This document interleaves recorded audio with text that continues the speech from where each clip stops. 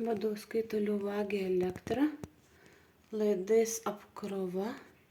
Įrenginys buvo visiškai sustabdytas šaldytuvas, dabar išjungus rodo normaliai, o taip šaldytuvas nedirbdamas rodė 148 vatus. Vadovskai toliau demonstruoja, kad gali valdyti įrenginį. Įkeltas buvo įrašas, kaip jie šį įrenginį visiškai atjungia, kad nematytume, kaip jie vagia elektrą. Vagystė vyksta elektros laidas prieš skaičiukus pagautas siurblinės teritorijai, esu darbuotojas, tai yra esu vadovai, nes čia yra vyriausi vadovai, kurie mums ir neleido pasijungti įsikertant į laidą. Būtent turėjom daryti taip, kaip esu reikalauja, o ne palei mūsų planus. Net projektuotojas esu, kur dirba, stebėjusi, kodėl mums neleidžiama, kas čia per išskirtiniai atvejai. Tai va, elektros vagystė vyksta toliau, Vadovskai vagia toliau, policijoje dangsto toliau. Už elektrą nežadu mokėti, mokėsim tik 150 kW, kurių mes irgi net nesuvartojom.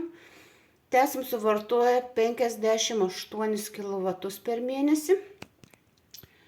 Įrenginiai užfiksavo, visiems rekomenduoju pirkti ir skaičiuoti ir labai gerai matos, kiek mes suvartojam.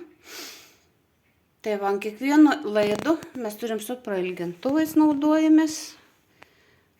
Va, ant kiekvieno laido yra uždėti įrenginiai, kurie fiksuoja. Visas namas mūsų yra visiškai atjungtas. Visiškai visa instaliacija yra išdraskyta, atjungta. Naudojame su prailgintuvu, kad apsišviesti, kažką tai pasijungti. Elektros vagystė vyksta toliau, šaldytuvas ką tik sujudėjo, bet vėl išsijungė. Vadovskai vagia kaip ir vogė, todėl bus įrašas platinamas per visus notarus, bus renkami įrodymai ir viešinami, paduoti teismai. Vadovskai gali nesilinksminti, dar ne pabaiga, mes dar kovosim. Tiek su ESO, tiek su Telšių policija mes dar kovosim. Dar yra ir Amerikos prezidentai. Visas pasaulis sužinos, kas mažoje Lietuvoje dedasi.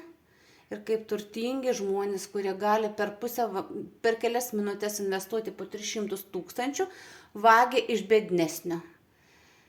Papirkinėdami pareigūnus, medikus. Vietoj to, kad jis įsigytų savo elektros jėgainę ir galėtų ramiai gyventi ir naudotis ir ne vienam net neužkliūtų. O jie vagia, reiškia, jie turi psichinį sutrikimą. Tai yra šizofrenijos forma, kleptomanija. Kleptomanija yra paveldima ir todėl nedyvai, kad tiek vaikai, tiek anūkai taipogi vagia. Jie piknaudžiauja to, kad yra dangstami, gali papirkti mūsų teisėsaugą. Mūsų teisėsauga pasirodo Lietuvoje yra korumpuota, baisiau negu bet kurioje pasaulio šalyje. Mes pakovosim. Manęs neišgazdins nei Vadovskai, nei korumpuoti medikai naujokai, manęs neišgazdins. Turiu 10 medikų, konsiliumų, turiu pažymas, esu visiškai sveika, todėl dabar kovosim taip, kaip reikiant.